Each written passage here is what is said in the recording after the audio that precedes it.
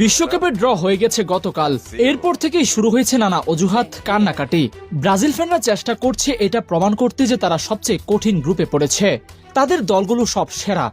আর Argentina ফ্যানরা প্রমাণ করার চেষ্টা করছে অস্ট্রিয়া এবং আলজেরিয়া নামে ছোট হলেও তারা এমন দল যে আর্জেন্টিনারেও হারায় দিতে পারে। এসব নিয়ে কান্নাকাটি করে লাভ নেই। এটা পারার কোনো টুর্নামেন্ট না, এটা বিশ্বকাপ। এখানে কোনো দল ছোট দল না। যারা ছোট দল তারা বিশ্বকাপের চান্স পায় না কোনোদিন। আর সরাসরি বিশ্বকাপে যে কয়টা দল এসেছে তারা সকলেই সেরা।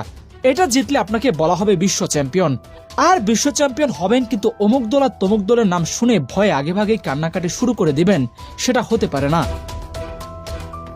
যদি ধরে নেওয়া হয় ফিফা র্যাঙ্কিং এর শীর্ষ ৮ দলই কোয়ার্টার ফাইনালে উঠে আসবে, তাহলে সম্ভাব্য ম্যাচআপগুলো এমন হতে পারে। এক পাশে থাকবে ফ্রান্স, নেদারল্যান্ড, স্পেন, বেলজিয়াম, আর অন্য পাশে ব্রাজিল বনাম ইংল্যান্ড, আর্জেন্টিনা বনাম পর্তুগাল। এখন আপনি এখানে কোন দলটাকে দুর্বল বলবেন? Brazil, Argentina